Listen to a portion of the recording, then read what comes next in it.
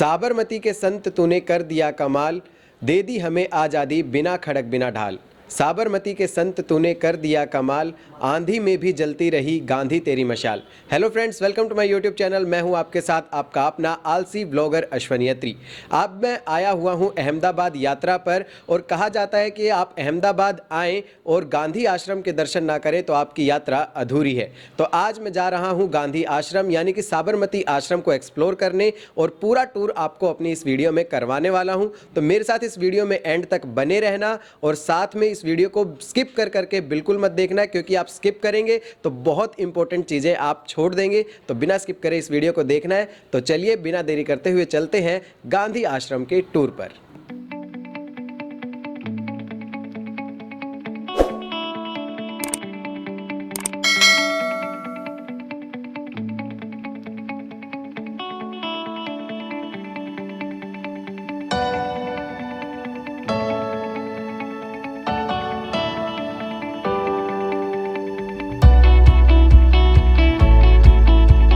तो अभी मैं साबरमती आश्रम पहुंच चुका हूं और पूरा एक्सप्लोर करेंगे लॉकडाउन के बाद से कैसा है साबरमती आश्रम। तो चलिए आगे बढ़ते हैं और मैं आपको दिखाता हूं साबरमती आश्रम। पूरा टूर आपको कराऊंगा साबरमती आश्रम का।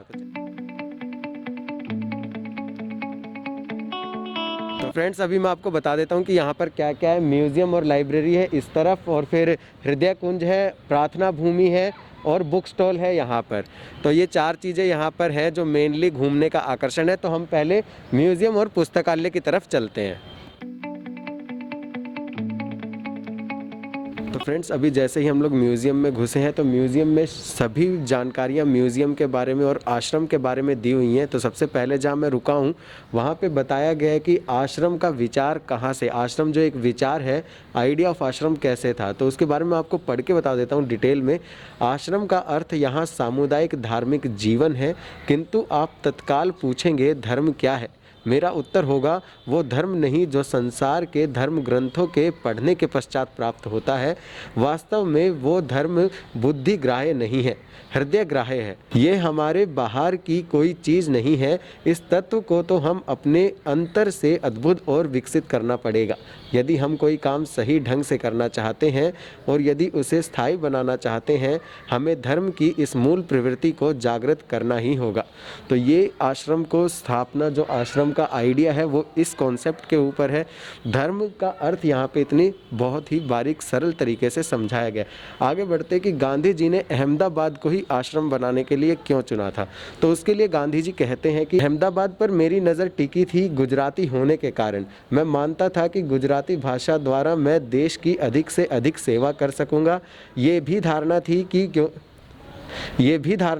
क्योंकि अहमदाबाद पहले हाथी की, थोड़ा सा यहाँ पे लिखने में, अहमदाबाद पहले हाथ की बुनाई का केंद्र था, इसलिए चरखा का काम यहाँ अधिक से अच्छी तरह हो सकेगा।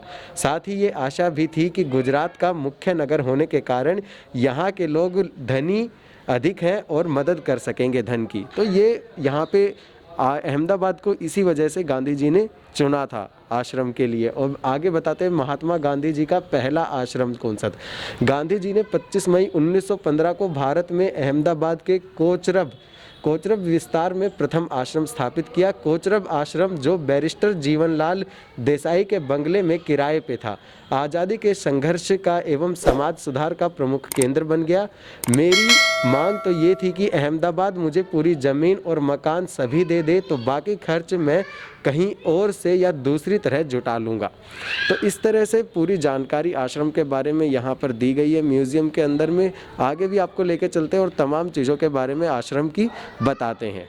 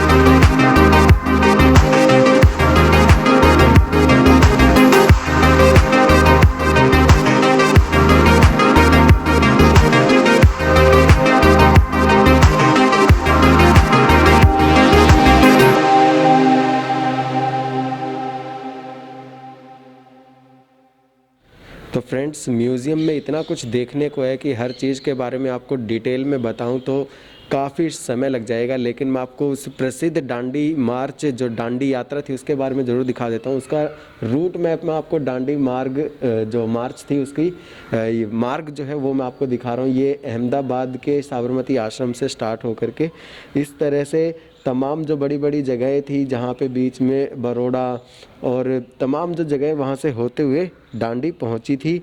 और अभी मैं आपको वो पुल भी दिखाने वाला हूँ जहाँ से ये यात्रा शुरू हुई थी। तो वीडियो में एंड तक बने रहिएगा और पूरी वीडियो देखते रहिएगा। चलिए आगे और कुछ दिखाता हूँ।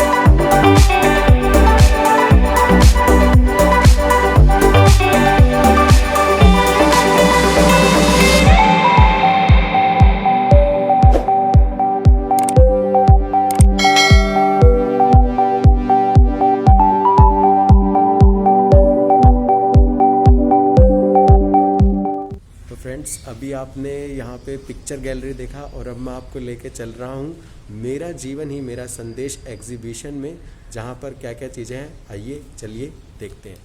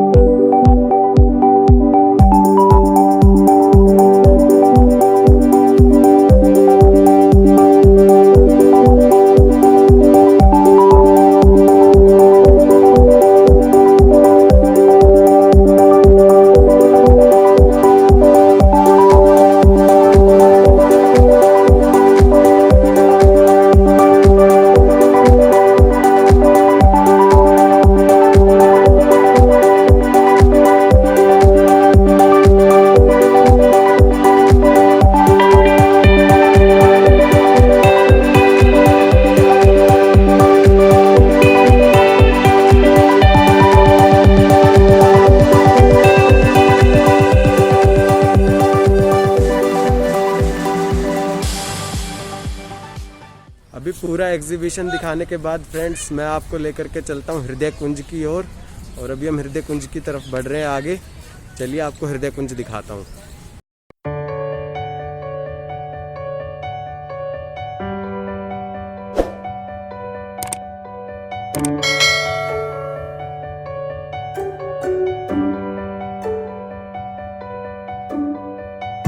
तो फ्रेंड्स अभी हम हृदय कुंज आ गए हैं। हृदय कुंज यानी कि वो जगह जहाँ पर महात्मा गांधी और कस्तूरबा बाई निवास करते थे, उनका घर कह सकते हैं इसे। चलिए आपको पहले गांधी जी का कमरा दिखाता हूँ।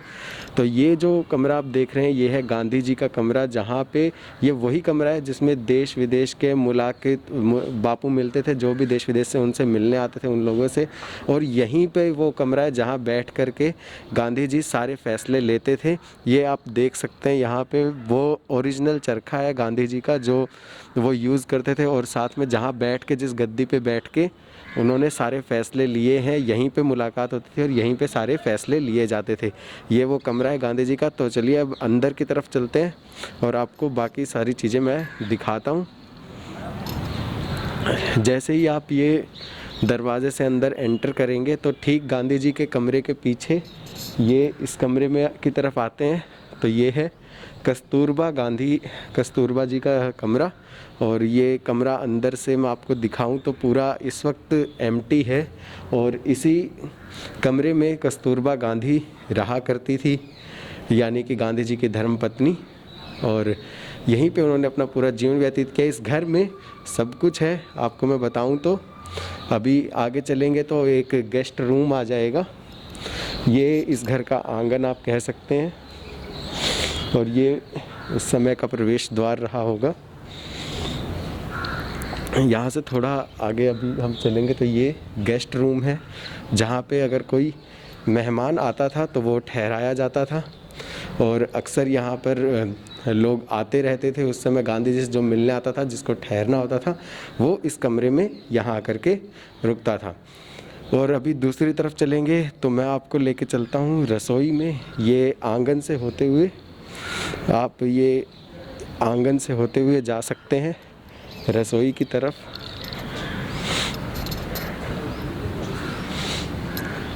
ये है वो किचन और यहाँ पे अभी भी कुछ चीज़ें रखी गई हैं जो उस समय गांधी जी यूज़ करते थे, वो भी मैं आपको दिखा देता हूँ। तो अभी मैं आपको कुछ ओरिजिनल्स दिखा रहा हूँ। यहाँ पे ये गांधी जी की लाठी है जिसको वो चलने के लिए यूज़ करते थे, ओरिजिनल है। साथ में यहाँ एक चरखा रखा हुआ है जो गांधी जी को भेंट में मिला था। और इसके साथ ही यहाँ पे जयप्रकाश जी का अस्थि कुंभ रखा हुआ है, जयप्रकाश जी जो थे। और ये गांधी जी का ओरिजिनल अस्थि कुंभ रखा हुआ है, खाली है। और थोड़ा दूसरी तरफ चलेंगे, ये स्टोर रूम होते हुए बीच में एक स्टोर रूम भी है जो किचन से जुड़ा हुआ है। और इसके इस तरफ जो अलमारी है उसमें चीज़ें रखी गई हैं, जो प्रीतियाँ हैं। गांधी जी जो जिन चीज़ों का रोज़ाना उपयोग करते थे, यहाँ पे उनकी चम्मच रखी हुई है, जर्मन सिल्वर स्पून कांटे वाली रखी हुई है। और एक वुडन चम्मच रखी हुई है फिर यहाँ पे। और चाकू रखा हुआ है जिसका वो यूज़ करते थे, कागज़ काटने का चाकू रखा हुआ है। और सब्ज़ी काटने के लिए चाकू रखा हुआ है। नारियल छीलने की जो दराती थी वो यहाँ पे रखी हुई है। और थोड़ा नीचे जाएंगे तो यहाँ पे वुडन सैंडल्स रखे हुए हैं। और साथ में गांधी जी का चश्मा जो है वो यहाँ पे रखा हुआ है अभी भी। और थाली उनकी रखी हुई है जिसमें खाना खाते थे, और पत्थर की थाली है। और साथ में कुछ और चीनी मिट्टी के कटोरे हैं और सब्ज़ी के लिए कटोरा है। तो तमाम चीज़। और यहाँ पे ख़ास बात, एक गिलास रखा हुआ है जो उन्होंने यरवाड़ा जेल में उपयोग किया था। तो इस तरह से आप समझ सकते हैं इसको कि कितना यहाँ पे सब कुछ डिटेल में ये हृदय कुंज में सब कुछ रखा हुआ है और डिटेल्ड चीज़ें। चलिए और आगे का टूर करते हैं।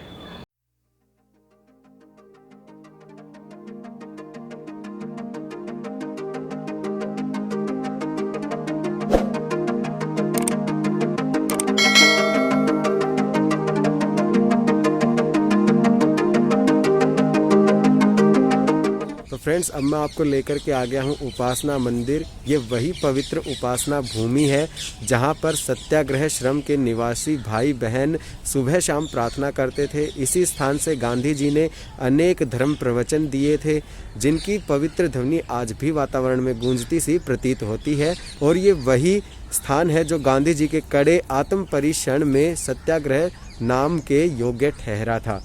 तो और दोस्तों ये जो स्थान है ये बिल्कुल आप देख सकते हैं आज भी उसी तरह से है, वही पेड़ वही सारी चीज़ें यहाँ पर हैं।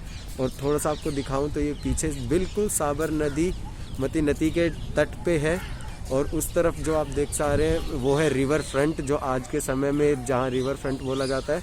और ये पूरा जो है साबरमती के तट के किनारे पे आश्रम है। तो यहाँ पे बिल्कुल हृदय कुंज के पास में उपासना भूमि है, जहाँ पे गांधी जी ने तमाम जो प्रवचन थे वो इसी स्थान से दिए थे। तो फ्रेंड्स अभी मैं आपको लेकर के आ गया हूँ मगन निवास, यानी कि ये स्वर्गीय मगनलाल गांधी जी का घर है। जैसा आप पढ़ पा रहे होंगे आप, सत्याग्रह श्रम के प्राण थे। सन 1928 में आपकी मृत्यु पर शोक प्रकट करते हुए गांधी जी ने वचन में अपने अमर वचन में कहे थे, उनकी मृत्यु ने मुझे विधवा बना दिया है। तो इससे आप समझ सकते हैं कि मगनलाल गांधी को गांधी जी कितना मानते थे। चलिए आपको अंदर से ये मैं कैसा है वो दिखाता हूँ, और हम अंदर चलते हैं। तमाम यहाँ पे चीज़ें रखी गई हैं, और जैसे ही आप अंदर घुसते हैं तो यहाँ पे बताया गया है उनके बारे में। ये एक पोस्टर आप देख सकते हैं, और इधर से हम अंदर लेते हैं तो यहाँ पे अब इसको संग्रहालय की तरह बना दिया गया है, और तमाम चरखे यहाँ पे रखे गए हैं। जैसे ये चरखा आप देखेंगे, सबसे बारीक सूत की कताई इस चरखे पे की गई थी, और तमाम चरखे यहाँ पर हैं, ये आप देख सकते हैं। और सभी के बारे में यहाँ पे बताया गया है कौन सा चरखा किस प्रकार का है। तो उतना मैं आपको अभी अपने व्लॉग में तो नहीं दिखा पाऊँगा, क्योंकि आप लोग ज़रूर आएँ और देखें। तमाम वो मशीनें यहाँ पर हैं जिनसे सूत कताई की गई है, और सबके बारे में किसान चरखा है यहाँ पे, और उसके बारे में यहाँ पे लिखा हुआ है। तो इसको एक म्यूज़ियम की तरह, चरखा म्यूज़ियम की तरह भी मगन गांधी जी के आश्रम को, जो उनका घर था, उसको देखा जाता है। ये गांधी जो घर था हृदय कुंज, उससे थोड़ा बड़ा है, और वो यहाँ पे उन्होंने स्टार्ट किया था रहना। तो तमाम चरखे यहाँ पर रखे गए हैं जो दूसरे स्टाइल के हैं, और सबके बारे में विस्तार से जानकारी भी यहाँ पर दी गई है। तमाम चरखे यहाँ पर हैं, ये आप देख सकते हैं। और इनसे जो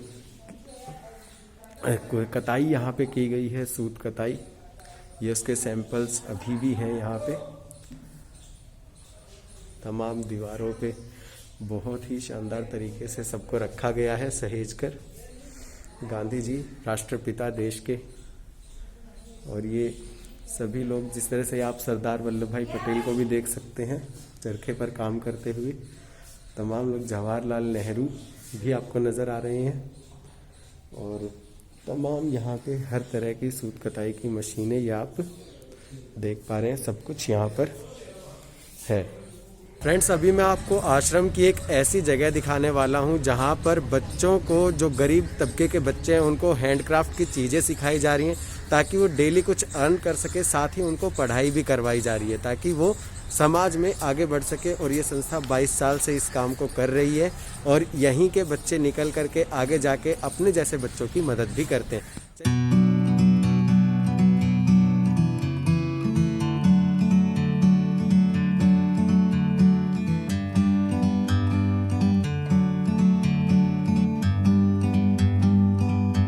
Like a bird on a tree,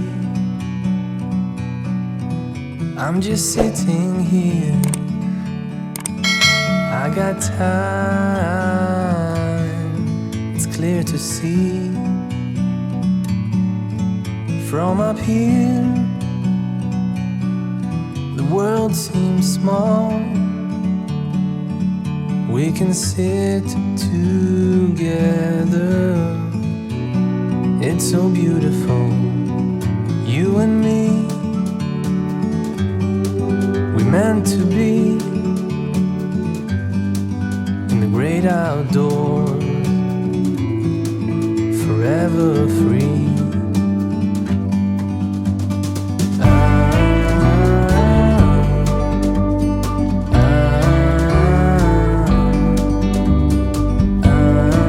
बच्चों से मिलवाने के बाद आपको मैं लेके चलता हूँ खादी शॉप पे। अगर आप गांधी आश्रम आते हैं तो खादी खरीदने का मन ज़रूर करेगा। तो यहाँ पे मैं आपको खादी शॉप दिखाता हूँ और बुक शॉप दिखाता हूँ, जहाँ पे तमाम किताबों को रखा गया है गांधी जी के ऊपर, और भी तमाम तरह की किताबें हैं। तो चलिए आपको बुक शॉप लेके चलता हूँ।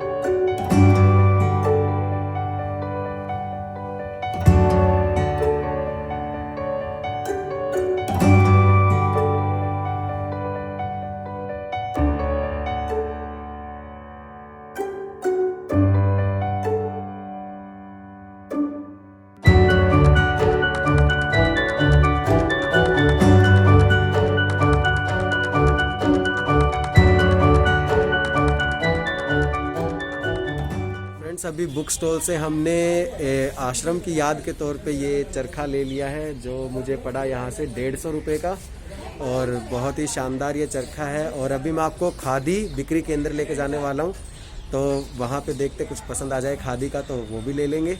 बाकी चलिए आपको खादी बिक्री केंद्र दिखाते हैं।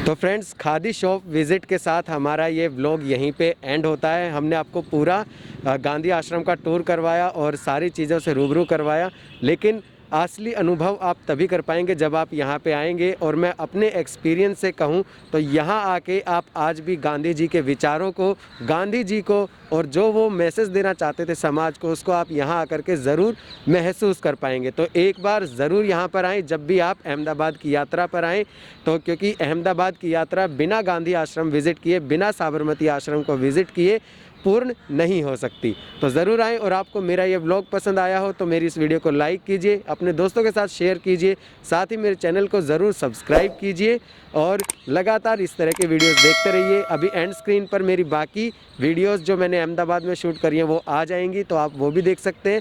और इसी के साथ मेरी अहमदाबाद की यात्रा समाप्त होती है और फिर मिलेंगे दिल्ली में किसी नए व्लॉग के साथ। तब तक के लिए बाय बाय। और इंस्टाग्राम की आईडी नीचे आ रही है, वहाँ भी मुझे फॉलो कर लीजिए।